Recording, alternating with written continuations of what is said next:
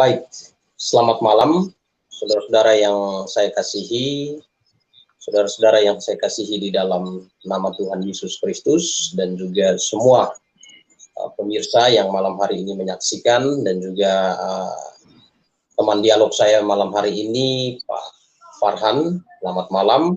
Nah, pada kesempatan malam hari ini, dialog kami temanya ialah Yesus mati, bunuh diri, ya.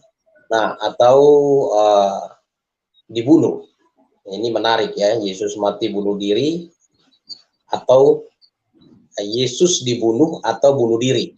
Ya, oke, itu temanya. Nah, saudara-saudara yang saya kasih dalam Tuhan, berbicara tentang Yesus, ya, kekristenan sangat menekankan mengenai Yesus Kristus, karena Yesus Kristus adalah pusat dari semua pemberitaan iman Kristen. Nah, malam hari ini sebelum saya memaparkan pernyataan-pernyataan iman saya tentang posisi Yesus Kristus pada waktu disalibkan, apakah Yesus itu dibunuh atau bunuh diri? Yang pertama yang akan saya kemukakan ialah satu sikap bagaimana kami orang Kristen ketika melakukan dialog, ya, kami sangat menghargai dan menghormati perbedaan, namun kami pun tidak dapat berkompromi, ya, kami full toleran tapi tidak kompromi terhadap hal-hal yang fundamental di dalam kehidupan iman kami, yang terutama ketika kami berbicara tentang hal-hal yang berhubungan dengan keselamatan yang abadi. Nah, berbicara tentang Yesus Kristus, berbicara tentang jalan keselamatan yang abadi. Itu sebabnya dialog ini, ya, ada 3 ayat yang mendasari mengapa kami perlu berdialog dan bagaimana sikap kami dalam berdialog. Yang pertama, Amsal 17 ayat 15, ya, membenarkan orang fasik dan mempersalahkan orang benar, kedua-duanya adalah kekejian bagi Tuhan. Jadi prinsip kami, hal yang benar tetap benar, hal yang salah tetap salah. Jadi kami tidak ngotot, hanya sekedar ngotot-ngototan untuk menang dialog atau bagaimana, tapi kami menempatkan pada porsinya. Yang kedua, ya, kami selalu ingat, saya selalu ingat, ya, firman Tuhan berkata, jangan menambahi firman-Nya, supaya engkau tidak ditegur dan tidak dianggap pendusta. Jadi landasan saya berargumentasi malam hari ini adalah Alkitab. Nah, jadi saya tidak akan keluar dari Alkitab karena saya percaya Alkitab adalah satu-satunya firman Allah yang absolut, yang dipelihara Tuhan untuk menuntun umat manusia sampai ke dalam kerajaan sorga. Dan yang ketiga, ya, Matius 5 ayat 37. Jika ya, hendaklah kamu katakan ya, jika tidak, hendaklah kamu katakan tidak. Apa yang lebih itu berasal dari si jahat. Nah, inilah prinsip morality kekristenan di dalam berdialog. Ya, terutama kami orang Kristen fundamental, posisi kami di sini. Nah, mengenai Yesus Kristus, ya, posisi kematian Yesus Kristus, Yesus mati, bisa tampilkan tema, mungkin Pak moderator di bawah, saya tidak mencatat. Iya. Ya. Nah, tema meluncur. Oke. Ya, Yesus dibunuh atau bunuh diri. Jadi Yesus dibunuh atau bunuh diri. Nah, berbicara tentang Yesus dibunuh atau bunuh diri berarti kita sedang berbicara tentang rekonstruksi peristiwa. Jadi ketika kita melakukan rekonstruksi peristiwa, ada 2 hal yang harus kita perhatikan. Yang pertama, saksi, dan yang kedua, alat bukti. Nah, rekonstruksi peristiwa, saksi, menyatakan bahwa hal pertama yang mendasari pernyataan saya itu di dalam surat 1 Petrus 3, ya, 1 Petrus pasal 3 ayat yang ke-18. 1 Petrus pasal 3 ayat 18, ya, saya bacakan. Di situ bunyinya, sebab juga Kristus telah mati sekali untuk segala dosa kita, Ia yang benar untuk orang-orang yang tidak benar, supaya Ia membawa kita kepada Allah, Ia yang telah dibunuh dalam keadaannya sebagai manusia. Nah, dalam iman Kristen, orang Kristen percaya bahwa Yesus adalah Allah yang berinkarnasi. Makanya kata Immanuel itu, makna implisit dari kata Immanuel itu ialah Allah yang berinkarnasi. Ya, Allah yang berinkarnasi. Nah, namun kita di sini Alkitab memberikan satu penjelasan secara eksplisit bahwa pada waktu Yesus disalib, ia dibunuh dalam keadaan manusia. Ya, supaya ia membawa kita kepada Allah, ia yang telah dibunuh dalam keadaan sebagai manusia. Jadi Alkitab mengatakan dibunuh dalam keadaan sebagai manusia. Nah, ini kesaksian dari Petrus. Ya, Petrus ini rasul yang mengikuti Yesus Kristus selama pelayanan di bumi, bahkan rela mati martir demi kesaksian bahwa Yesus Kristus adalah juru selamat, Yesus Kristus adalah Tuhan dan Allah. Nah, kemudian kita lihat di sini saksi pertama Matius. Ya, Matius memberi kesaksian bahwa Yesus dibunuh, ya, bukan dibunuh, Yesus dibunuh dalam keadaan sebagai manusia. Di dalam Matius pasal 26, Matius 26, ya, ayat yang ke-59, di saksi yang pertama, ya, Matius 26 ayat 59, 50, ya. Imam-imam kepala malah seluruh mahkamah agama mencari kesaksian palsu terhadap Yesus supaya ia dapat dihukum mati. Ya, jadi rencana. Jadi imam kepala merencanakan kematian Yesus Kristus. Ya. Kemudian Matius 27 ayat yang ketiga. Jadi saksi Matius, ya. 27 ayat 3. Pada waktu Yudas yang menyerahkan dia melihat bahwa Yesus telah dijatuhi hukuman mati. Jadi hukuman mati dijatuhi oleh, ya, ahli Taurat dan ya, atas permintaan ahli Taurat Yesus dijatuhi hukuman mati. Menyesalah ia lalu mengembalikan uang yang 30 perak itu kepada imam kepala dan tua-tua. Ya, ya. Jadi di situ jelas, ya, Yesus. Ini Matius. Kemudian Matius 27 ayat 50. Boleh tampilkan. Matius 27 ayat yang ke-50. Ya. 27 ayat yang ke-50. Matius 27. Yesus 27 ayat 50. Yesus berseru dengan suara nyaring. Ya, Yesus berseru pula dengan suara nyaring lalu menyerahkan nyawanya. Ya, menyerahkan nyawa. Dia menyerahkan nyawa kepada Allah Bapa. Ya, karena pada waktu itu secara hakikat, secara eksistensi dia adalah manusia seutuhnya. Nah, kemudian kesaksian Petrus sudah tadi kita lihat, kesaksian Paulus, Kisah Rasul pasal 13 ayat 28, ya, itu juga menyatakan Yesus dibunuh. Kemudian Markus 14 ayat 64, itu juga kesaksiannya Yesus dibunuh. Ya, kesaksian Yohanes 19 ayat 7 juga demikian, dihukum mati. Yesus dihukum mati. Nah, jadi ini saksi, alat bukti, ya, alat bukti. Nah, penelitian dalam jurnal arkeologi and antropologi sains membenarkan bahwa penyalipan adalah hukuman pada masa Romawi. Hukum salib sebagai hukum berat pada masa Romawi hingga dilarang pada masa Konstantin. Ya, jadi ada data sejarah mencatat bahwa bangsa Romawi melakukan penghukuman mati, ya, dengan penyalipan. Nah, jadi atas dasar saksi dan juga alat bukti, ya, malam hari ini saya di posisi bahwa Yesus, ya, dijatuhi hukuman mati dan Yesus dibunuh dalam keadaan sebagai manusia. Terima kasih.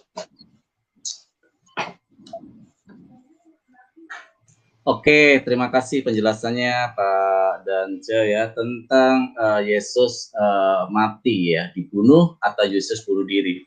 Sebenarnya sebagai sebuah eksistensi, manifestasi eksistensi Tuhan Yesus, menurut saya topik ini harusnya berakhir cuma 1 menit ya. Topik ini harusnya berakhir 1 menit, nggak perlu panjang-panjang. Karena apa? Sebuah manifestasi dari eksistensi Tuhan, artinya dibunuh ataupun bunuh diri, kalau salah satu itu diakui oleh Pak Dance, artinya di sini tidak ada Tuhan. Tuhan mati.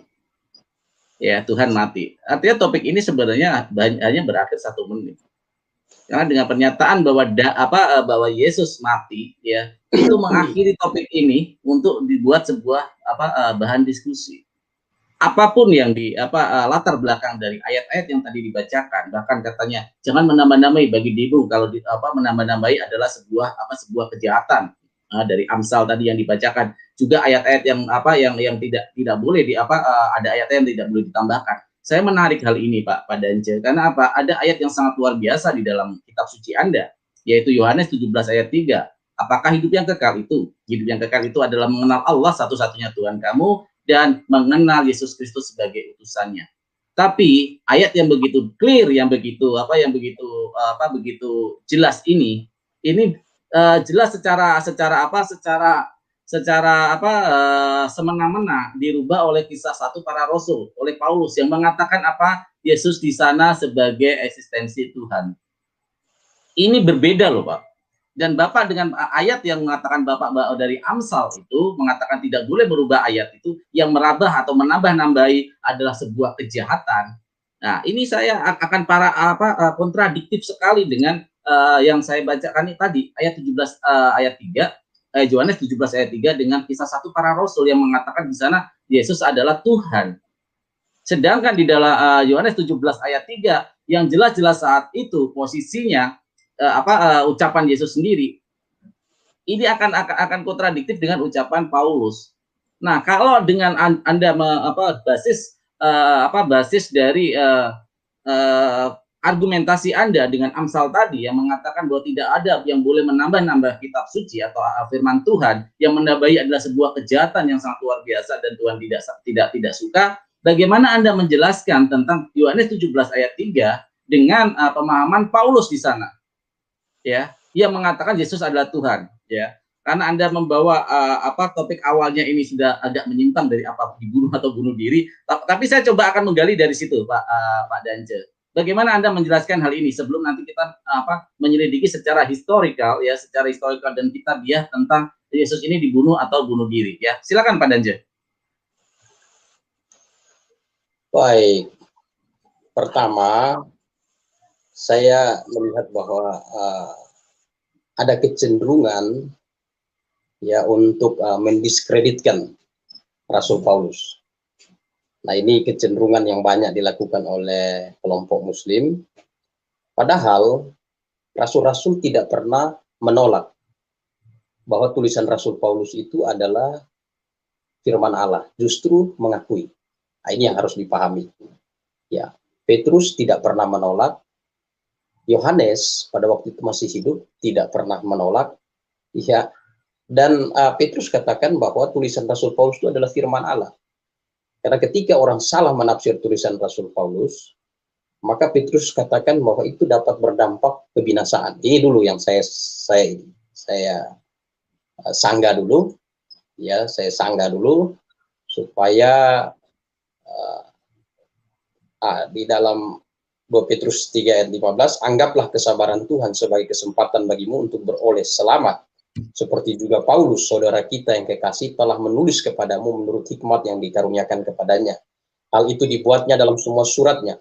Apabila ia berbicara tentang perkara-perkara ini, dalam surat-suratnya itu ada hal-hal yang sukar dipahami, sehingga orang yang tidak memahaminya dan yang tidak teguh imannya memutarbalikkan menjadi kebinasaan mereka sendiri. Yes. Nah, jadi memutarbalikkan menjadi kebinasaan. Sama seperti yang juga mereka buat dengan tulisan-tulisan yang lain.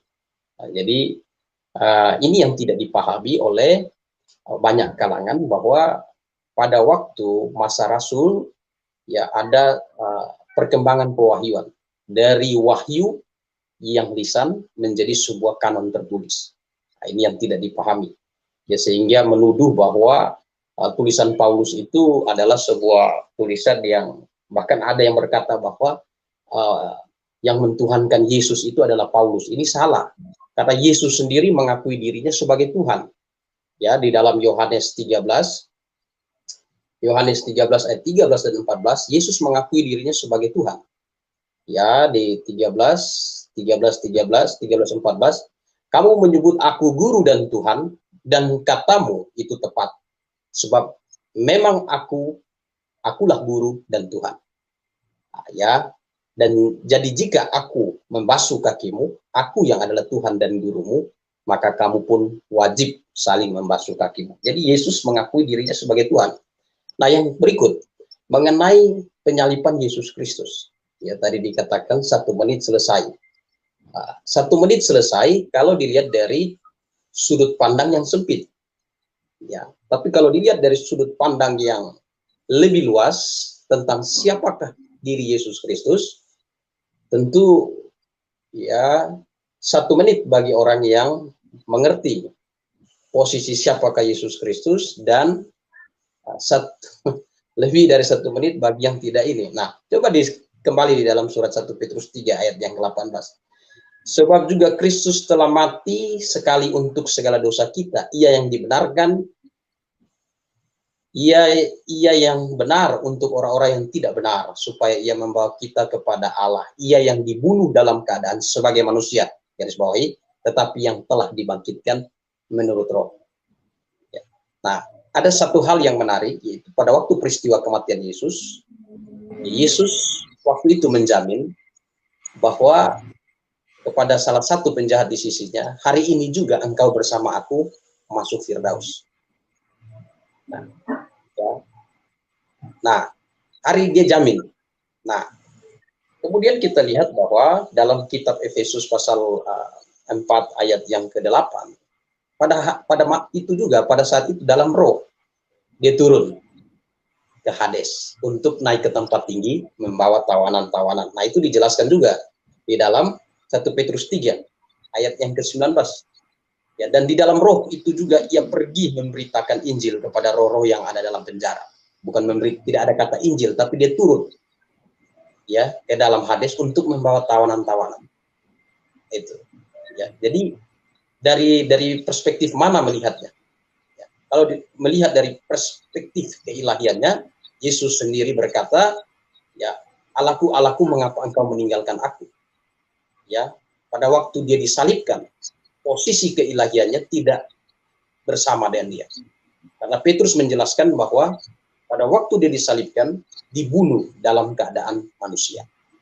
Ya, itu sebabnya tidak dapat kita memahami dengan cara memahami bahwa Yesus itu seperti manusia, seperti kita. Dia adalah manusia dan juga Allah. Allah yang berinkarnasi menjadi manusia. Ya. Dan apakah ini sebuah keyakinan yang dibangun di atas sebuah mitologi? Tidak. Karena ada saksi-saksi yang menyaksikan dan ada saksi-saksi yang rela menjadi pemberita kebenaran dan rela mati ya, demi kesaksian bahwa Yesus Kristus adalah Mesias yang dijanjikan. Yesus Kristus adalah juru selamat yang dijanjikan.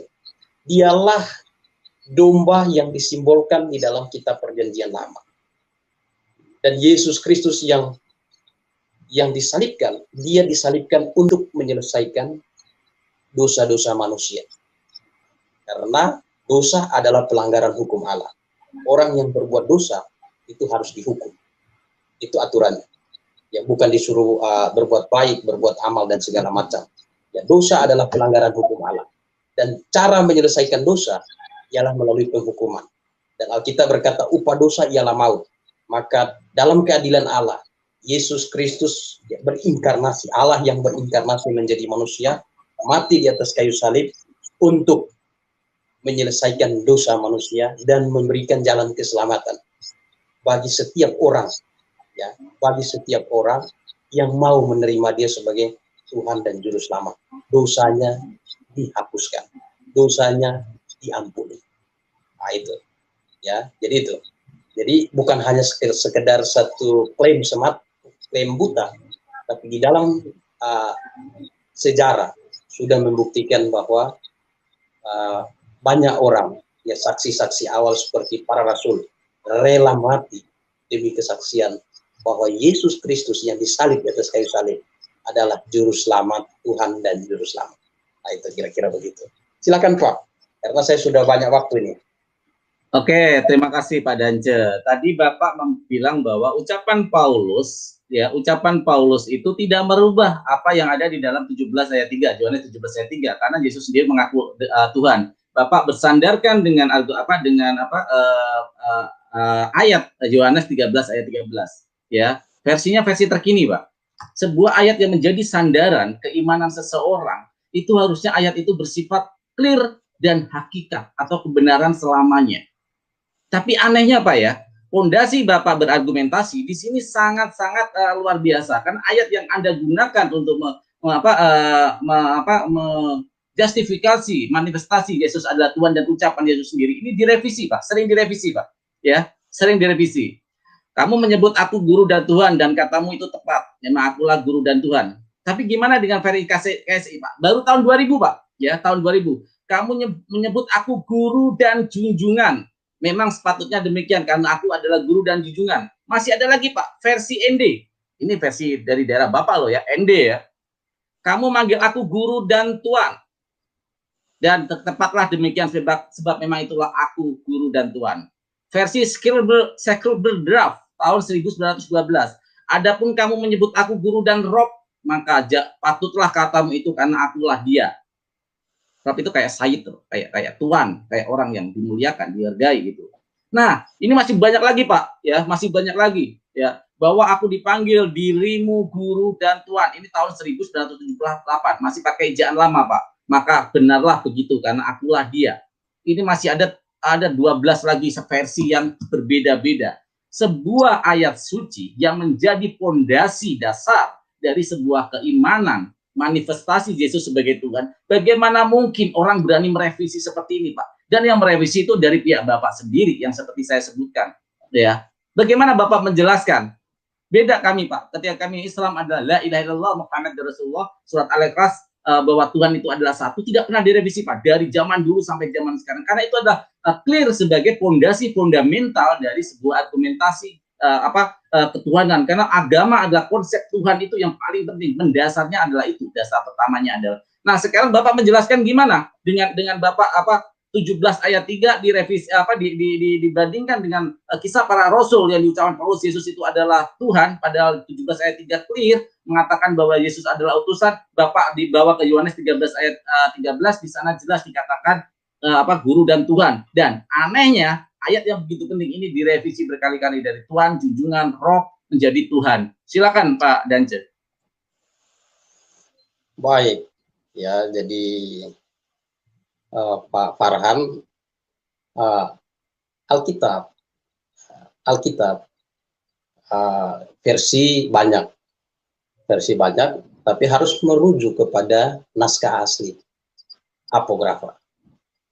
Nah, kalau kita belajar teks ini mungkin ya, nah teks ya apografa itu ditulis dalam bahasa Yunani. Kalau Pak mau melihat data Alkitab versi yang tertua itu Olatin. Nah, bahasa Yunaninya tidak dirubah. Versi itu kan terjemahan. Terjemahan itu dibuat oleh para penerjemah. Sedangkan salinan dari naskah itu disalin dari naskah asli. Jadi ada autografa, ada apografa. Nah, itu. Jadi yang Pak kutip itu versi. Segala versi bisa. Ya, segala versi muncul. Tiap-tiap bahasa daerah bisa. Nah, tapi kita harus melihat kepada apografa, salinan asli. Nah, ya, dari naskah asli, yaitu autografa. Nah, kebetulan saya ada bahasa Yunaninya, ya supaya jangan ada masalah. Di situ saya bacakan humais ya fodete me o didaskalos kai hokurios. Ada kata hokurios itu Tuhan, kai kalau legete emigar. Ya, au ego enifa humon taus pados hokurios kai ho didaskalos. Ya, Tuhan dan guru yang baik. Ya, kai humais efilete alelon, ya, niptein tos podas. Nah, jadi yang Pak kutip versi-versinya itu, ya kami sampai hari ini pengkhotbah Kristen, ya, membaca Alkitab terjemahan, dan ketika kami melihat ada sesuatu yang kurang, kami kembali kepada naskah asli. Kebetulan ini, ya, nah ini kitab bahasa asli, ini Ibrani Perjanjian Lama, ya, dan ini Perjanjian Baru. Ya, Perjanjian Lama bacanya sama kayak tulisan Arab, ya, dari kanan ke kiri. Perjanjian Baru ya seperti bahasa Yunani, ya, dari kiri ke kanan. Nah itu, jadi itu.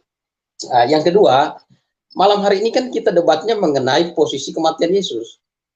Nah, bagaimana sampai kita lari ke Yohanes 17 ayat 3? Ya oke. Tapi saya akan jawab. Karena saya pikir kita mau berbicara tentang rekonstruksi peristiwa. Ternyata kita berbicara tentang hal yang berbeda. Tapi tidak masalah bagi saya. Ya, jadi kita lihat di sini harus dipahami bahwa siapakah Yesus Kristus. Nah, ya, siapakah Yesus Kristus? Ya, Yohanes 17 ayat 3, inilah hidup yang kekal, yaitu bahwa mereka yang mengenal Engkau satu-satunya Allah yang benar, dan mengenal Yesus Kristus yang telah Engkau utus. Ya, siapakah Yesus Kristus yang telah Engkau utus? Ayat yang ke-6, Yesus berkata, Aku telah menyatakan namamu kepada semua orang yang Engkau berikan kepadaku dari dunia. Mereka itu milikmu, dan Engkau telah memberikan mereka kepadaku, dan mereka telah menuruti firman-Mu. Jadi siapakah Yesus Kristus? Siapakah Yesus Kristus?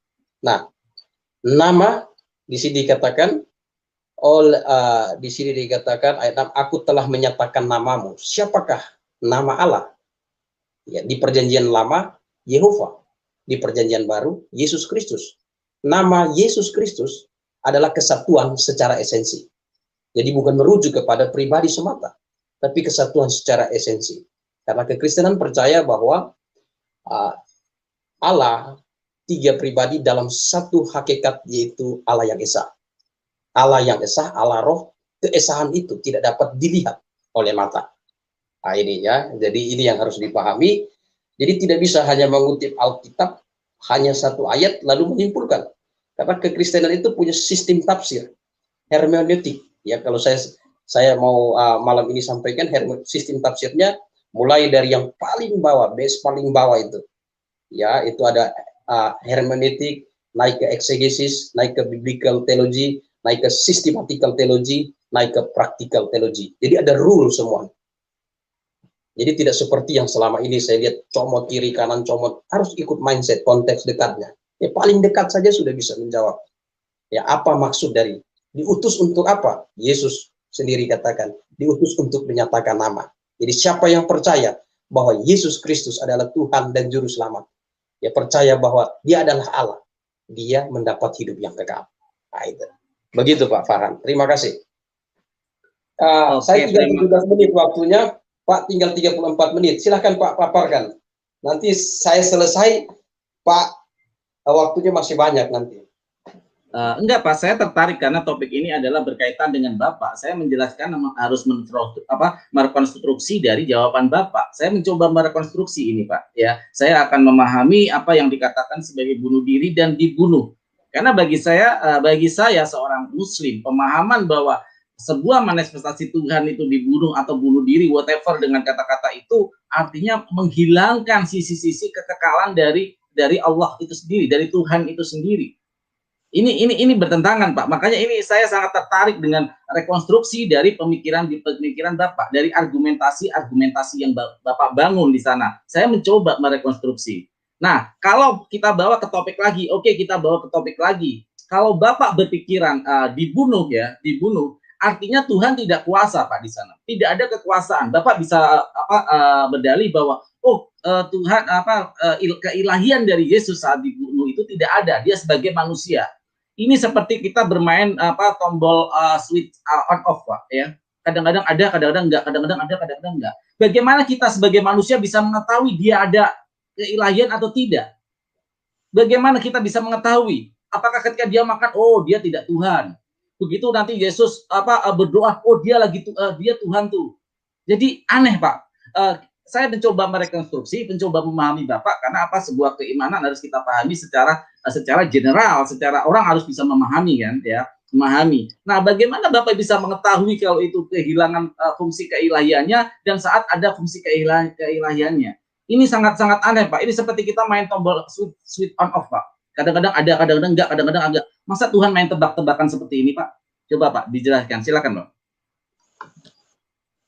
Ya, apa yang Pak Farhan sekarang pikirkan dan alami, itu juga pernah dialami oleh para rasul ketika awal-awal mengikuti Yesus Kristus. Ya. Jadi sebagian dari mereka bingung juga. Dia Mesias, tapi dia hidup bersama dengan kita. Dia makan dengan kita. Tapi dia Mesias. Nah, tapi keraguan itu terbukti ya menjadi satu keyakinan sesudah Kristus itu bangkit dari kematian. Kristus bangkit dari kematian. Jadi disalibkan untuk membuktikan kepada dunia bahwa dialah anak domba Allah. Ya, domba korban. Korban yang dikorbankan oleh Abraham, Ishak dan Yakub. Ya, korban ya penebus dosa, penghapus dosa. Ya, korban yang dikorbankan itu simbol. Dan yang sesungguhnya itu adalah Yesus. Begitu. Tapi maut tidak berkuasa atas dia. Mengapa? Karena pada waktu tubuh jasmaninya dibunuh, ya, dia maut tidak berkuasa. Sehingga dia turun ke alam maut. Dalam roh, turun ke alam maut. Ke Hades, membawa tawanan. Tawanan itu adalah orang-orang beriman di masa perjanjian lama. Karena di masa perjanjian lama, juru selamat itu masih dijanjikan dan disimbolkan dengan domba. Nah, pada waktu dia mati, terjadi Matius 27 ayat 51-52, kubur terbelah dua, dan orang-orang kudus masuk ke kota kudus, yaitu Firdaus. Saat itu juga. Nah, ini misteri. Ya, misteri bagi mereka yang belum di dalam Yesus. Karena belum mendapat penyingkapan. Nah, ya, belum mendapat penyingkapan. Seperti para rasul di masa yang lalu. Oh ya, silakan Pak. Ini waktu saya tinggal 15 menit, Pak Farhan tinggal 32 menit. Silakan. Sebenarnya nanti nggak apa-apa sih Pak. Waktu saya nanti sebagian buat Bapak nggak apa-apa. Karena saya ini masih bingung Pak ya. Sebagai kita umat beragama, kita meyakini, Bapak pasti meyakini Tuhan itu adalah kekal. Tuhan itu maha kuasa ya. Dan Tuhan itu tidak mungkin membuat bingung manusia atau ciptaannya. Nah, ketika Anda mengatakan, Anda berpendapat mungkin Tuhan dibunuh, ya Tuhan dibunuh. Ini kan kehilangan kekuasaannya, Pak. Bagaimana Tuhan kehilangan kekuasaannya? Eli lama sabaqtani di sana berkata bahwa itu dia kehilangan dia tidak lagi bersama Tuhan, dia hanya tubuh biasa, manusia biasa. Nah, manusia menilai Tuhan. Ya, manusia menilai Tuhan loh ini. Kita membuat sebuah pemikiran, dia lagi nggak ada Tuhan, dan ini berarti kita mencampuri apa kewenangan Tuhan.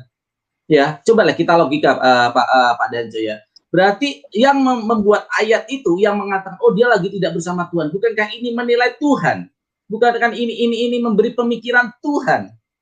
Dari mana dia tahu? Berarti dia lebih kuasa dong daripada Tuhan. Dia lagi nggak bersama Tuhan. Dia memberi sebuah penilaian kepada Tuhan. Apa kehebatan manusia, kehebatan dari Lukas atau Yohanes atau siapapun yang membuat yang menerangkan bahwa dia lagi kehilangan Tuhan. Eli Masetani itu dia lagi manusia, dia tidak bersama Tuhan. Berarti dia lebih hebat daripada Tuhan karena bisa menilai dia Tuhan itu lagi bersama Yesus atau Tuhan tidak bersama Yesus. Ini sangat luar biasa menurut saya, Pak. Silakan Pak dijelaskan. Bapak nggak usah khawatir, nanti saya kasih waktu saya. Silakan Pak. Baik, terima kasih. Jadi gini, pertama, data yang ditulis di dalam Alkitab bukan semata-mata pemikiran Lukas, itu bukan semata-mata pemikiran Yohanes dan segala macam, tetapi itu atas inspirasi Allah. Jadi inspirasi Allah.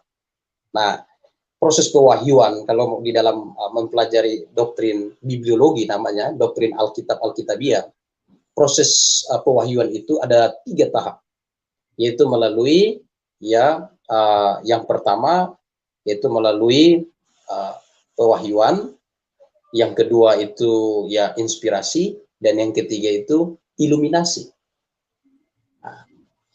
Iluminasi. Nah, pada waktu rasul-rasul itu diberikan inspirasi. Dasarnya apa? Dasarnya 2 Timotius 3 ayat yang ke-16. Ya, di situ dikatakan segala tulisan yang diilhamkan Allah.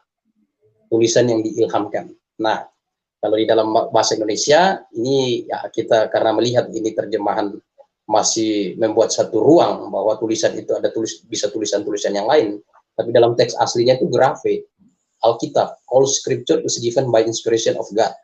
Jadi bahasa Yunani itu theopneustos, inspirasi itu theopneustos, theos itu Allah, pneuma itu roh, jadi roh Allah. Jadi pada waktu mereka menulis bukan semata-mata dengan kemampuan mereka sebagai manusia, tapi itu betul-betul inspirasi Allah.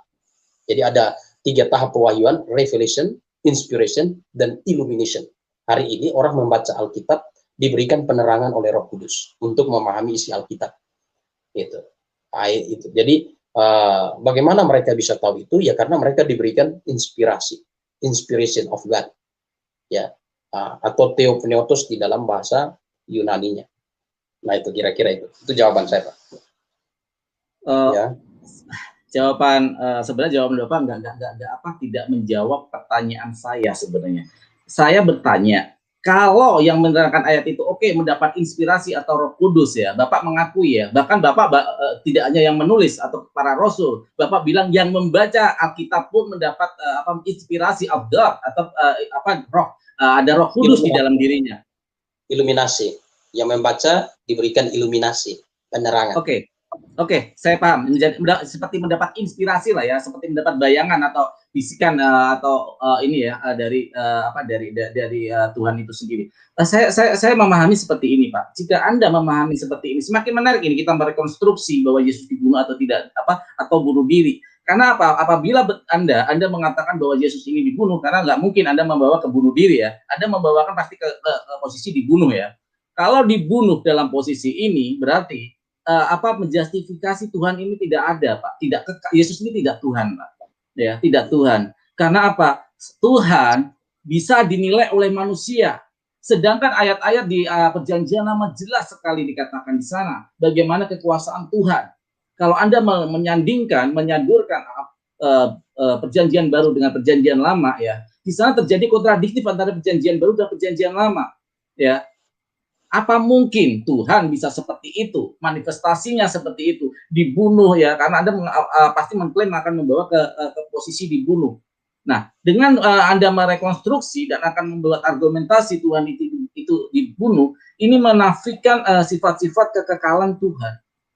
Bagaimana Tuhan di dalam Perjanjian Lama dikatakan bahwa jangankan untuk dibunuh ya, dilihat aja nggak bisa. Bagaimana Hasim mengatakan ketika Musa di Gunung Sinai ya, di Gunung Sinai menerima wahyu, jangankan untuk dilihat, jangankan untuk menampakkan diri, bila ditata, dilihat aja, itu mereka semua akan mati dan gunung-gunung itu akan hancur bila Hasim menampakkan diri. Ini menjadi kontradiktif, Pak. Kalau rekonstruksi Bapak bawa arah ke sana. Sebenarnya saya sudah menyiapkan kantor-kantor ketika Yesus bunuh diri, tapi dari narasi opening statement Bapak ini justru saya Bapak yang mengarahkan topik kita ke sini, karena ada sebuah kontradiksi yang sangat real di sini, fundamental sekali ketika Anda mengatakan Anda membawa ketika ayat Amsal yang Anda gunakan itu yang mohon maaf tidak menilai, tapi ada blunder di sana ketika Anda mengatakan bahwa tidak boleh menambah-nambahi, yang menambah-nambahi adalah kejahatan itu sendiri. Nah, itu yang saya akan bawa, itu yang tadi akhirnya saya bawa ke sini, Pak, sampai tahap ini. Ketika Yohanes 17 ayat 3 dan berbeda sekali secara kontekstual, ya, secara kontekstual. Ini konteks loh, Pak. Kalau cuma sekedar terjemahan aja biasa. Kalau Anda mengatakan kurios itu Tuhan, itu juga masih kontradiktif di sana, Pak. Karena kurios itu juga bisa berarti Lord. Ya, dalam bahasa Inggris itu Lord, ya, pemahaman kita Lord. Ya, bukan God. Ya, bukan God. Bapak bisa cari literatur ya. Kurios itu bukan nggak pernah diartikan God, Pak, tapi Lord. Apakah mungkin Lord dalam bahasa Inggris ini bermakna Tuhan? Tapi itu terserah Bapak lah ya. Karena jangan Lord, Mister aja bisa dikatakan Tuhan di pemahaman Bapak. Saya akan membawa ini ke arah yang tadi lebih spesifik, Pak. Yohanes 17 ayat 3 itu benar-benar dinafikan, ya, direduksi dengan sangat terjadi degradasi makna di sini oleh kisah satu para rasul yang mengatakan di sana dengan clear bahwa Yesus jadi Tuhan. Ya, bagaimana mungkin Yesus di 17 ayat 3 ini sebagai utusan loh Pak? Apakah hidup yang kekal itu? Hidup yang kekal itu adalah yang mengenal Allah satu-satunya Tuhanmu dan Yesus Kristus sebagai utusan. Ini kontradiktif Pak. Bapak mau otak-atik, gotak-gatik atau cocokmologi, tetap di sini akan beda konteks. Paulus mengatakan Tuhan, Yohanes 17 ayat 3 mengatakan Rasul. Ini nggak bisa Pak disamakan Pak. Ini sudah kontradiktif. Nah itu yang saya minta penjelasan Bapak, ya, penjelasan Bapak. Bagaimana mungkin kalau itu dirubah, berarti Bapak berbeda dengan Amsal yang Bapak bacakan tadi. Itu yang pertama. Yang kedua Pak, ya, yang kedua, ketika Anda merekonstruksi argumentasi Bapak dengan Yesus dibunuh, ini sangat luar biasa menurut saya Pak. Anda mengatakan Tuhan Anda dibunuh. Anda mengatakan bahwa tidak, itu hanya sebagai manusia, ya. Itu dia wujud manusia, sosok manusianya. Nah, bagaimana mungkin manusia bisa menilai Tuhan? Dia itu ada, dia lagi ada Tuhannya loh, lagi ada keilahiannya. Dia tidak ada, mungkin lagi makan tidak ada keilahiannya. Mungkin lagi main gundu ya. Mungkin Yesus dulu waktu kecil main gundu juga ya, main-main namanya anak kecil ya. Mungkin Yesus lagi apa gitu. Dia lagi gak keilahiannya, lagi nggak ada gitu. Nah, ini yang menjadi sebuah pemikiran kontradiktif Pak. Kalau Anda menyandarkan dalam argumentasi itu. Coba dijelaskan Pak lebih spesifik tentang apa sih sebenarnya yang terjadi ketika Yesus dibunuh ini, kok bisa diklaim sebagai dia tidak lagi bersama dengan keilahiannya. Kalau bisa ayat-ayatnya disertakan Pak. Silakan Pak. Baik, yang pertama dari tadi, memang saya tidak pernah keluar dari firman Tuhan. Ya, bukan saya yang mengatakan dibunuh, tapi Alkitab. Pak harus simak baik-baik ya. 1 Petrus pasal 3 ayat 18. Tidak pernah saya tadi tetap berpatokan pada Amsal. Ya. Sebab juga Kristus telah mati sekali untuk segala dosa kita. Ia yang benar untuk orang-orang yang tidak benar, supaya ia membawa kita kepada Allah. Ia yang telah dibunuh dalam keadaan sebagai manusia. Garis bawahi. Ya, jadi bukan saya yang mengatakan, tetapi Alkitab. Nah, tadi kan saya sudah buat rekonstruksi peristiwa, saksi-saksi rasul-rasul waktu itu hadir, ya, walaupun mereka lari, mereka menjadi saksi, menyaksikan bahwa dia dibunuh dalam keadaan manusia. Nah, merujuk kepada ketuhanan Yesus. Kan dikatakan di sini dibunuh dalam keadaan manusia. Jadi pada waktu itu dia posisinya manusia seutuhnya. Mengapa pada waktu posisi manusia seutuhnya? Karena Kristus yang mati di atas kayu salib. Salib itu lambang kutuk, lambang penghukuman. Ya. Mengapa dia harus disalib? Karena dia menanggung hukuman yang harusnya dihukumkan kepada manusia. Tapi karena tidak ada manusia yang benar, tidak ada seorang pun yang benar. Alkitab katakan semua orang berbuat dosa.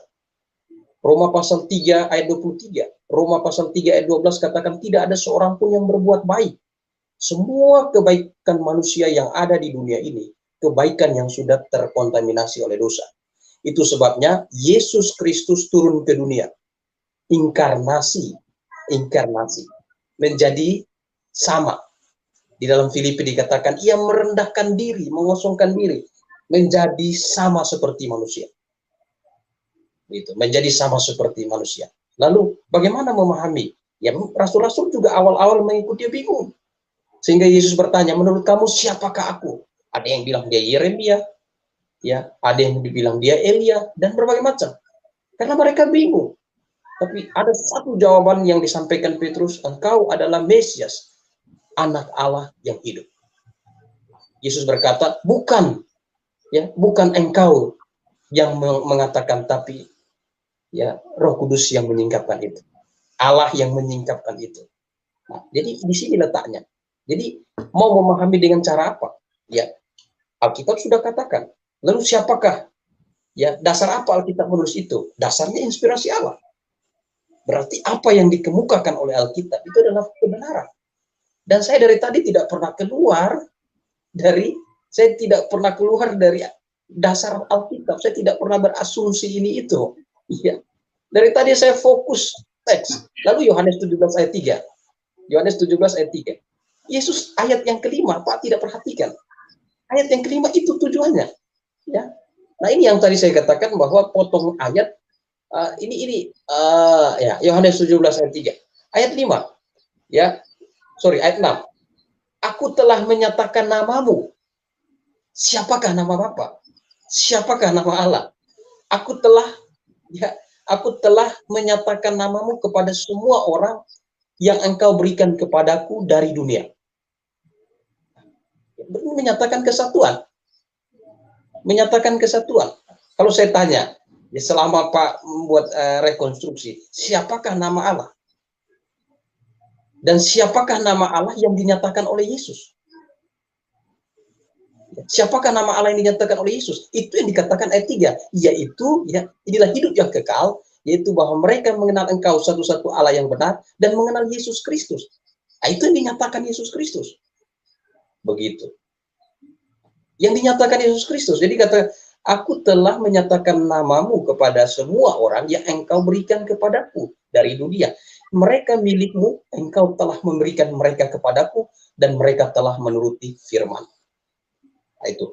Kemudian yang berikut, mengenai kata Tuhan dan ini. Bahasa Yunani jelas, clear. Allah itu theos, bahasa Yunani. Kurios itu Tuhan. Ho kurios itu, kalau ho kurios itu Tuhan. Kalau kurios itu Tuhan. Itu. Jadi jelas. Tidak ada sesuatu pun yang ambigu di dalam iman Kristen. Nah, itu. Jadi begitu, kira-kira begitu, Pak. Ya, karena saya tahu bahwa kalangan muslim ya berdasarkan surat Ali Imran. Ya Pak, bisa bacakan saya surat Ali Imran 55. Ya, saya takut salah baca, soalnya saya tidak fasih. Oke, sebentar Pak. Ya. Ayat berapa Pak?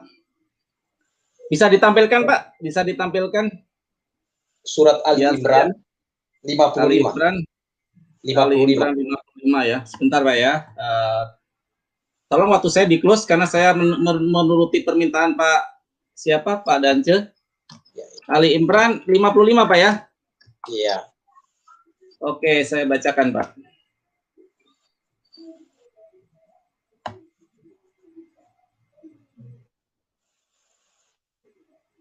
Insya Muslim memahami Pak bahasa Arab Pak. A'udzubillahi minasyaitonirrajim. Bismillahirrahmanirrahim. Idqalallahu ya Isa inni mutawaffika wa rafi'uka illa wa mutahhiruka minal ladina kafaru wa ja'ilul ladina attaba'uka fawqal ladina kafaru illa yaumil qiyamah summa illa marji'ukum fa'ahkumu bainakum fiha kuntum fihi tahtalifun. Oke Pak, yang dimaksud ayat ini bagaimana? Wa Isa, aku mengambilmu dan mengangkatmu kepadaku serta menyingkirkanmu dari orang-orang yang kafir dan menjadikan orang-orang yang mengikutimu di atas orang-orang yang kafir hingga hari kiamat. Kemudian kepadaku engkau kembali lalu aku beri keputusan tentang apa yang kamu perselisihkan. Apa maksud Bapak dengan ayat ini Pak? Malah di sini jelas dikatakan Isa itu adalah utusan Pak. Utusan Pak. Saya hanya mau silakan Pak, dijawab Pak. Menurut ayat itu, apakah Yesus Isa atau yang di kalangan Muslim memang beda. Nanti kalau kita lihat latar belakang antara Isa dan Yesus itu beda sebenarnya. Tapi saya mau tanya, apakah ayat itu kalau dihubungkan dengan tema malam hari ini, dia dibunuh atau bunuh diri?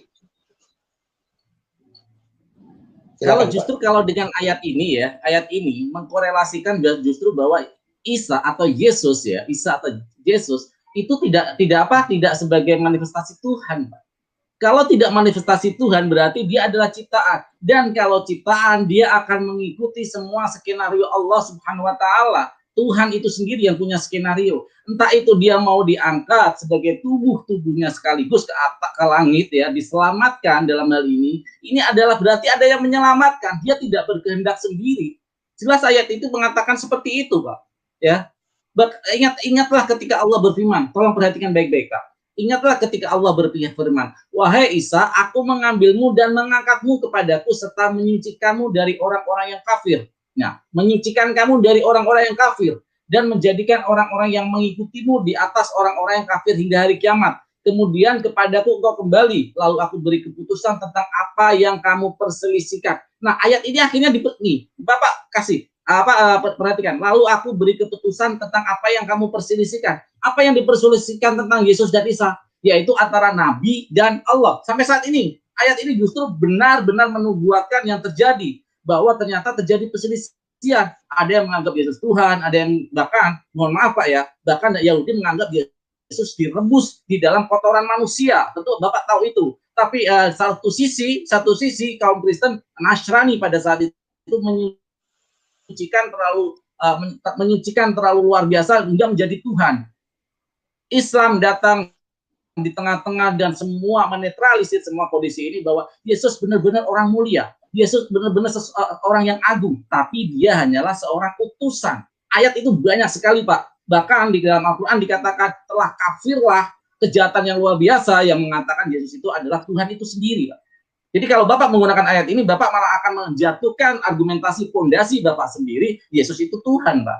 Itu akan sangat kontra sekali, Pak. Ya, Bapak salah menggunakan dalil ayat itu. Ali Imran 55 ini justru menjustifikasi, dan ini sesuai sama dengan apa yang dikatakan 17 ayat 3 gitu loh Pak. Dia utusan Pak, dia ada yang memerintah gitu, ada yang menyuruh, ada yang memerintah.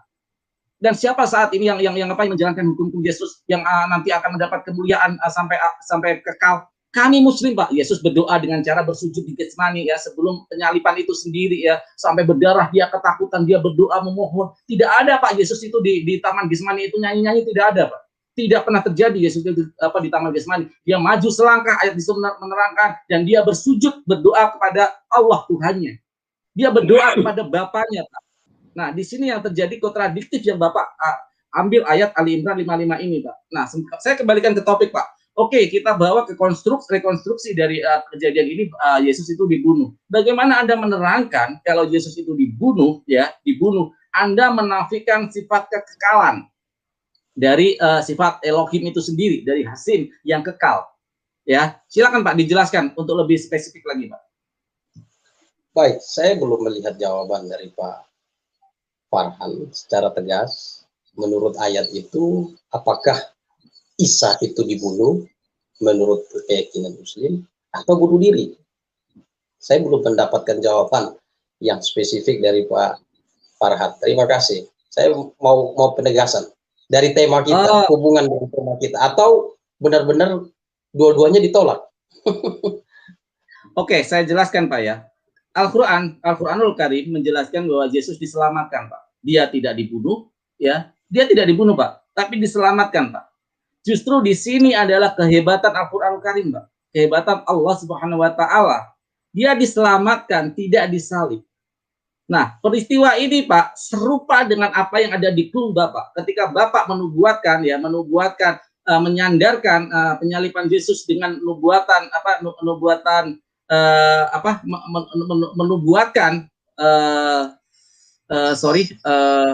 Nabi siapa? Aduh, saya lupa Pak. Mohon maaf. Yang ditelan diperutikan Pak. Yunus. Ya, Anda menyandarkan ini dalam pembuatan Nabi Yunus ketika Yesus dibangkitkan. Jadi ini ada rekonstruksi dengan pemikiran Bapak bahwa dibunuh dan akhirnya bangkit, kan itu pemahaman fondasi dari kebenaran Bapak kan. Yunus tidak pernah mati Pak di dalam perut bumi Pak. Tidak pernah mati. Dia tiga hari di dalam perut bumi, dan ini merekonstruksi dan meyakinkan bahwa apa yang dikatakan Al-Quran bahwa Yesus itu diselamatkan. Kalau Bapak bersandaran dengan nubuatan Yunus ini, Bapak harusnya lebih percaya kepada Al-Quran bahwa dia diselamatkan, dia tidak pernah mati, Pak. Dan Yesus mati loh, Pak. Yesus mati. Ketika Maria pagi-pagi sekali sebelum subuh ya, sebelum matahari terbit ya, dia datang membawa minyak dan Yesus sudah tidak ada. Yesus sudah tidak ada. Itu hari Minggu. Jumat jam 6, Jumat jam 12 dia disalibkan, sebelum maghrib diturunkan untuk dikebumikan. Jumat, Sabtu, Minggu pagi, Pak. Minggu pagi, minggu sebelum fajar menyingsing itu dari kitab Bapak sendiri dikatakan Maria sudah tidak menemui Yesus mayatnya. Nah, ini tidak satu, itu tidak memenuhi nubuatan. Yang pertama ya, tidak memenuhi nubuatan itu, Pak. Ya, karena tidak ada 3 hari. Yang kedua ya, Yunus tidak mati, Pak. Di dalam perut ikan tidak mati. Yesus mati. Gimana nubuatan ini bisa meleset dan itu menjadi sebuah sandaran teologis dan sandaran fondasi akidah Bapak bahwa apa yang dialami oleh Yesus itu adalah nubuatan dari Yunus. Silakan, Pak. Baik, hal yang menarik ialah dikatakan bahwa Isa diselamatkan. Saya mau tanya ini, kalau begitu apakah bagaimana Al-Quran memaparkan yang disalibkan itu siapa? Coba jawab dulu supaya saya bisa mengenai Yunus. Oke, saya jawab Pak ya. Oke, Bapak defend. Oke, tadi saya sudah katakan korelasikan dengan apa yang dikatakan dengan nubuatan, Pak ya, dengan nubuatan. Di sini jelas dikatakan nubuat itu tidak ini ya, tidak terjadi. Jadi sama sekali tidak terjadi. Saya ada bawa kepada Quran surat An-Nisa ayat 157, Pak ya. Saya bacakan ini aja, tolong diperhatikan. Karena ucapan mereka ini orang-orang Yahudi, Pak. Sesungguhnya kami telah membunuh Isa Al-Masih, Isa putra Maryam Rasulullah.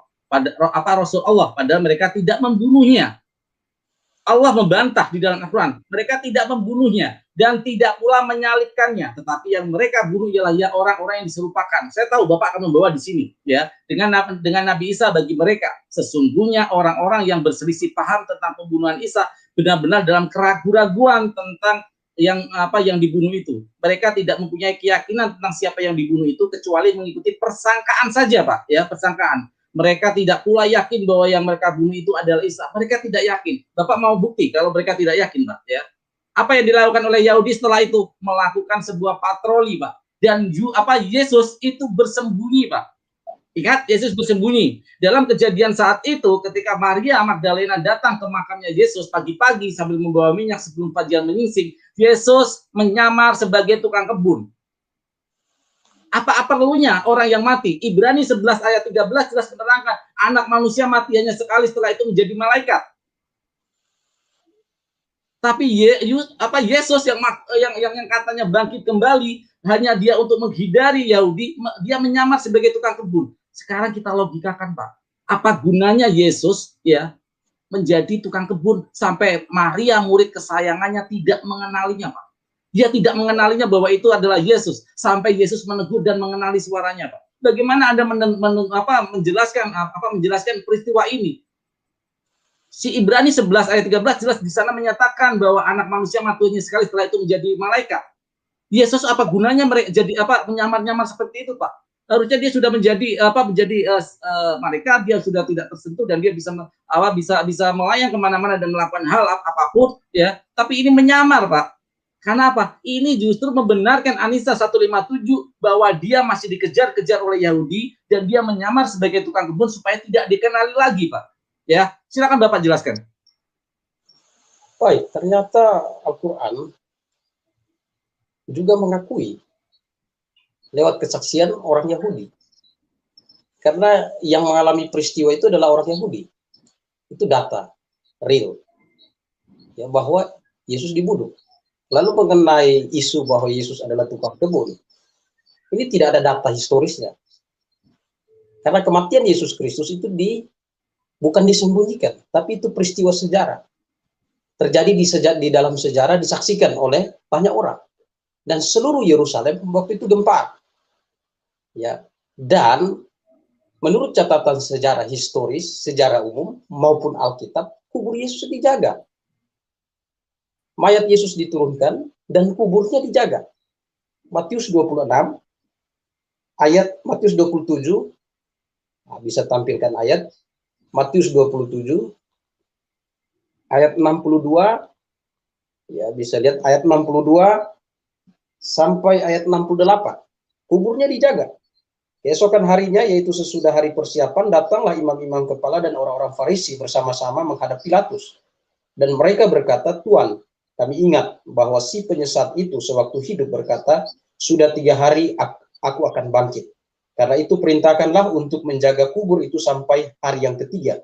Jika tidak, murid-muridnya mungkin datang untuk mencuri dia, lalu mengatakan kepada rakyat, ia telah bangkit dari antara orang mati, sehingga penyesat yang terakhir akan lebih buruk akibat dari apa yang pertama." Kata Pilatus kepada mereka, "Ini penjaga-penjaga bagimu, pergi dan jagalah kubur itu sebaik-baiknya." Maka pergilah mereka, dan dengan bantuan penjaga-penjaga itu mereka memeteraikan kubur itu dan menjaganya. Ini jelas. Ya, ternyata bukan hanya Alkitab saja yang menyatakan bahwa Yesus dibunuh. Ternyata ada juga di dalam Al-Quran mengatakan demikian. Nah, yang menjadi, kalau kita lihat rekonstruksi historisnya, nomor satu saya ragukan. Berdasarkan apa mengatakan bahwa Yesus itu diubah jadi tukang kebun? Datanya apa? Nah, ini. Coba Pak jelaskan. Pak, Bapak nggak tahu kalau Yesus itu menyamar jadi tukang kebun, Pak. Itu dari kitab Bapak sendiri. Dari kitab Pak, mana? itu dari kitab. Sebentar, saya kasih ayatnya ya. Mas Ler bisa dibantu saya, Mas Ler? Internet saya agak bermasalah ini. Yesus jadi tukang kebun di peristiwa pagi ya. Sebentar ya. Bisa di ini dulu, bisa berhentikan dulu waktu saya. Oh, nggak apa-apa deh, jalanin aja ya. Iya, siap. Apa, Sambil berjalan aja lah, nggak apa-apa ya, ya. Oke, nggak apa-apa. Oke, siap. Ayat Yesus, berapa? Saya lupa ayatnya. Yesus menyamar jadi tukang kebun. Yesus menyamar menjadi tukang Bentar kebun. Pak ya, internet saya agak low nih. Yesus menyamar jadi tukang kebun. Apa kalimatnya? Nanti dibantu. Saat itu Yesus pagi-pagi sekali, Maria, dalam peristiwa Maria ketika pagi-pagi sekali membawa minyak ya, sebelum matahari terbit membawa minyak ke kuburan. Kalau nggak salah itu perikopnya adalah batu yang terguling. Oke, sebentar ya, kita bantu 2 menit.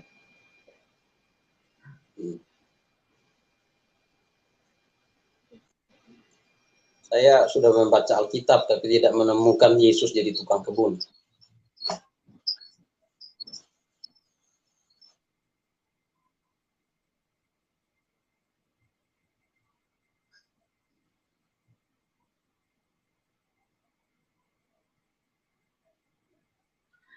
Oh, sudah ketemu. Yohanes 20:15. Yohanes berapa? Yohanes 20:15. Yohanes 20:15 meluncur. Yesus bertanya kepadanya, "Ibu, mengapa menangis? Ibu mencari siapa?" Maria menyangka itu tukang kebun. Jadi ia berkata, "Pak, kalian Bapak, kalau Bapak yang memindahkan dia dari sini, tolong katakan kepada," ini versi BIS ya, Sabda Web ya, 1985. Itu Pak, Bapak belum baca ayat ini Pak? Bapak belum baca ayat ini? Ya, itu tidak katakan Yesus tukang kebun. Pak, dia menyamar Pak. Oke, ke bawah lagi. Ke satu perikop. Maria. Bukan Pak, dia menyamar. Maria tidak, sebentar Pak, Maria tidak mengenali karena itu. Kalau prasangka Pak, itu di depannya loh Pak. Orang yang berbicara, berkomentar itu di depannya loh Pak. Masa Yesus ada di jauh Pak? Dia itu bukan prasangka Pak. Tukang kebun situ artinya penampilan Yesus menyamar sebagai tukang kebun. Kalau kita bandingkan dengan Ibrani 11 ayat 13 bahwa anak manusia mati hanya sekali, setelah itu menjadi malaikat ya. Ini Yesus sudah mati loh. Ini kok pemahaman Bapak kalau Yesus dibunuh loh. Nah, ini untuk apa dia menyamar sebagai tukang kebun, Pak? Maria dan Yesus ini berhadapan-hadapan dan dia tidak mengenali loh. Tidak mengenali. Maria ini murid kesayangan, Pak. Dan dia tidak mengenali Yesus yang ada di depannya. Artinya Yesus sudah berubah rupa, Pak. Ayo kita berlogika deh. Silakan Bapak menjawab, menerangkan ini. Baik, bukan hanya Maria saja yang tidak mengenal Yesus sesudah kebangkitan. 2 orang muridnya juga tidak mengenal, Lukas dan Klopas. Ya, Lukas dan Klopas. Nah, sedangkan ayat ini tidak mengatakan Yesus tukang kebun dan tidak mengatakan Yesus menyamar jadi tukang kebun. Tapi ini sangkanya Maria. Kata Yesus kepadanya, "Ibu." mengapa engkau menangis? Siapa yang kau cari? Maria menyangka. Ya, menyangka. Bukan berarti Yesus menyamar jadi tukang kebun. Orang itu adalah penunggu taman. Karena dia sedang nangis, kaget. Kaget tiba-tiba disapa, dia kaget. Dia pikir penunggu taman. Tuhan, jika Tuhan yang mengambil dia, katakanlah kepadaku, di mana Tuhan meletakkan dia supaya aku dapat mengambilnya. Kata Yesus kepadanya, Maria, Maria, berpalinglah. Dan berkata kepadanya dalam bahasa Ibrani, Rabun artinya guru. Kata Yesus kepadanya, Maria, Maria, berpaling. Dan berkata kepadanya dalam bahasa Ibrani, Rabun artinya guru. Kata Yesus kepadanya, jangan engkau memegang aku, sebab aku belum pergi kepada Bapa. Tetapi pergilah kepada saudara-saudaraku dan katakan kepada mereka bahwa sekarang aku akan pergi kepada Bapa dan kepadamu dan kepada Allah dan kepada Allahmu. Nah, demikian juga yang dialami oleh murid yang lain, yaitu Lukas dan Klopas. Ya, itu dialami. Jadi sesudah kebangkitan, banyak yang tidak mengenal. Nah, jadi bukan Yesus itu menyamar jadi tukang kebun. Tidak ada itu Yesus menyamar jadi tukang kebun. Saya sudah membaca Alkitab. Itu prasangka Maria. Maria menyangka, bukan Yesus menyamar jadi tukang kebun. Beda loh Pak. Dia menyamar itu berarti ada indikasi dia membuat samaran. Nah, tetapi kalau dia menyangka, itu prasangka dia. Nah, ekspresi dia, konteksnya pada waktu itu dia menangis. Ya, dia menangis, dia kaget, dan ternyata dia sadar, oh ternyata ini Yesus yang di depan mata dia. Nah, Pak bisa, kalau kita lihat rekonstruksi peristiwanya, bukan Maria sedang bertatap melotot begini, tidak, dia sedang menangis. Ya, menangis dan dia mendengar suara itu, dia kaget, dia pikir penjaga taman. Nah, mengapa? Karena Maria tahu bahwa yang ada dalam kubur itu adalah Yesus. Ya, bukan penjaga taman. Ya, toh. Lalu untuk apa Maria datang ke situ? Untuk apa Maria datang ke kubur? Nah, ini logikanya. Untuk apa Maria datang ke kubur kalau seandainya Yesus tidak dikubur di situ? Nah, ini kan karena Yesus dikubur di situ, maka dia datang di situ. Dia datang, dia menangis. Lihat ayat selanjutnya.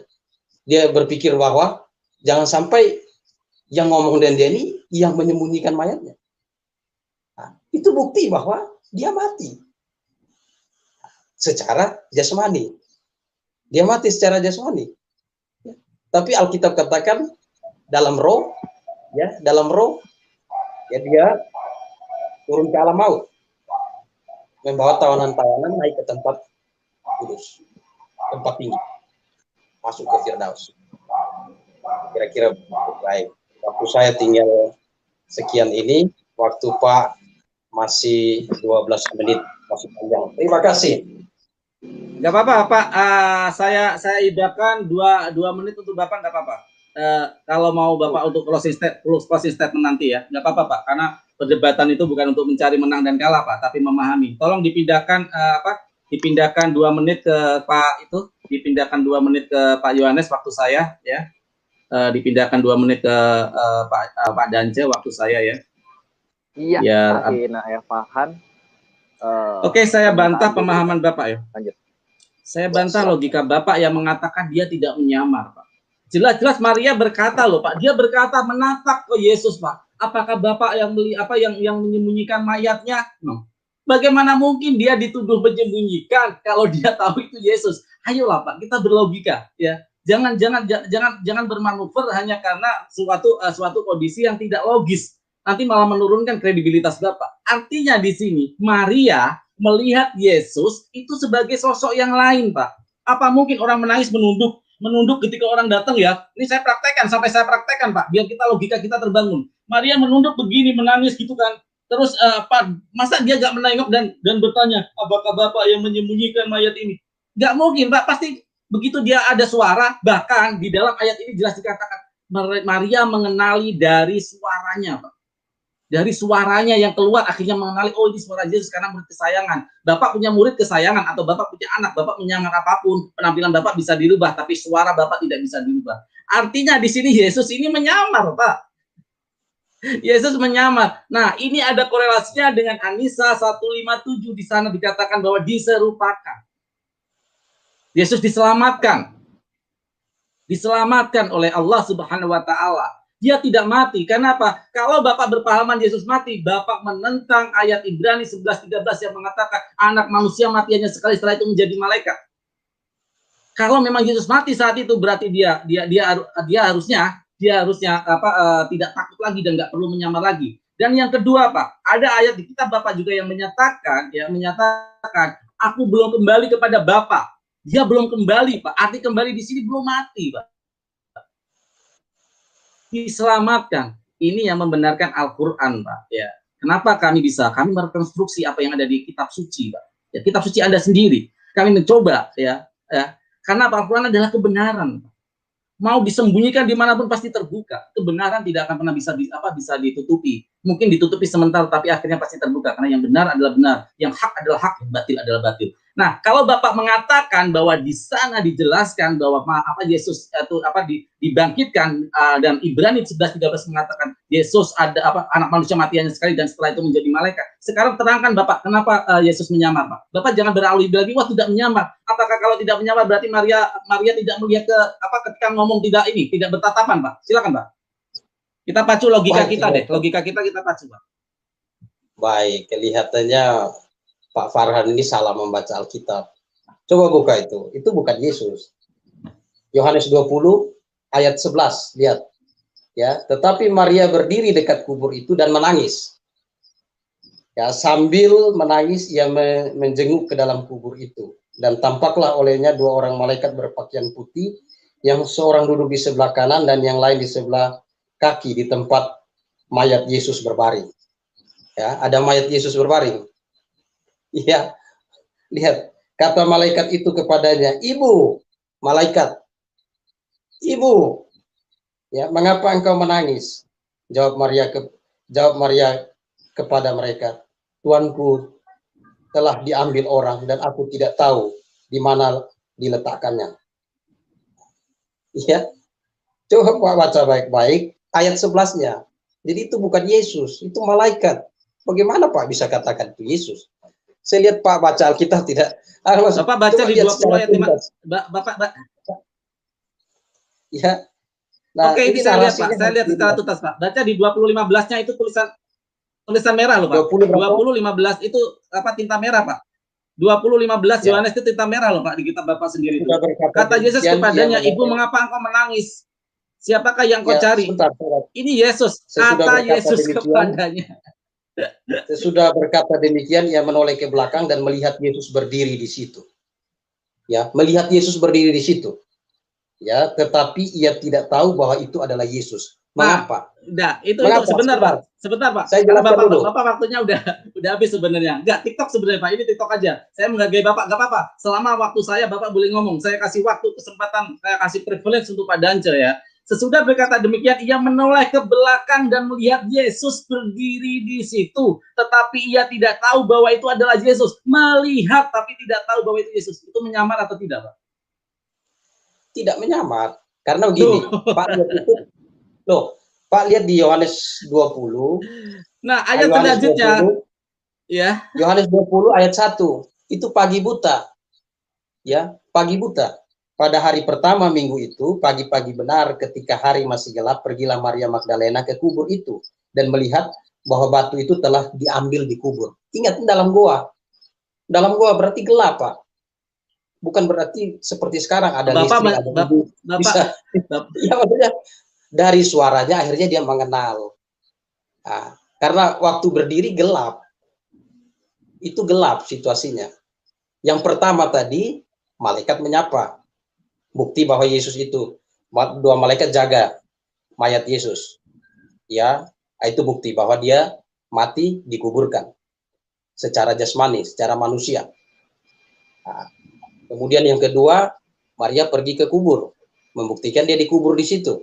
Kan tidak ada, kalau tidak dikubur situ, mengapa dia harus ke situ? Ya. Nah, yang ketiga, hari masih gelap. Yang keempat, itu dalam goa. Ya, wajar kalau tidak mengenal, tapi mengenal suara. Nah, itu. Ya, jadi tidak menyamar. Karena tidak ada ayat yang bilang Yesus menyamar jadi tukang kebun. Tapi itu prasangka Maria karena gelap. Ya, Pak bisa lihat kalau di situasi gelap subuh-subuh, subuh-subuh, yang bangun pagi gelap, di dalam ruangan gelap, tentu kita juga mungkin ada orang yang bangun sama-sama ini, kita lihat siapa sebenarnya dia, karena gelap. Tapi ketika dia ngomong, oh baru saya tahu, ini dia. Nah itu, begitu. Ya, dan dua muridnya juga tidak mengenal dia waktu bercakap-cakap dengan dia di bagian lain Alkitab. Ya, Lukas dan Klopas. Nah itu, jadi kira-kira begitu. Jadi, Pak. waktu yang akan datang kita bisa berdiskusi mengenai Matius 12 ayat 41-42. Ya, siap Pak. Saya terima tawaran Bapak untuk berdiskusi lagi karena saya menarik ya. Oke, Bapak waktunya habis, saya akan terangkan Pak ya. Dalam sebuah logika kita, ya Allah Tuhan tidak bisa dilogikan secara clear. Artinya ada sisi-sisi ketuhanan yang tidak bisa tidak bisa dibantah Pak di sini. Tidak bisa dipikirkan oleh manusia karena itu Tuhan. Allah maha tinggi, maha kekal. Nah, bagaimana mungkin seorang rasul menilai, ya, ini saya closing statement aja, Pak. Menilai bahwa bisa menilai Tuhan di situ. Itu ada keilahian, itu tidak, bahkan dikatakan bahwa Eli lama sabachthani, di sana dikatakan dia tidak ada keilahian. Ini menilai loh. Barang siapa menilai Tuhannya, ya. Bayangkan loh, menilai Tuhannya. Yang berhak menilai itu Tuhan, bukan kita sebagai makhluk yang fana, makhluk yang dhaif. Itu pemahaman Islam kami, Pak. Ya. Bagaimana mungkin manusia menilai atas Tuhannya? Ini adalah umat-umat yang lancang. Ini yang pertama. Yang kedua, saya bawa ke dalam Yohanes 20 tadi. Bapak menyangkal di sana bahwa Yesus menyamar. Bagaimana mungkin logika kita akan bisa diremehkan atau dinafikan ketika ada orang yang bertatap muka?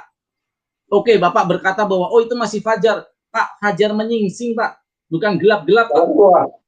Fajar menyingsing. Dalam gua, dalam gua. Bagaimana bisa menentukan?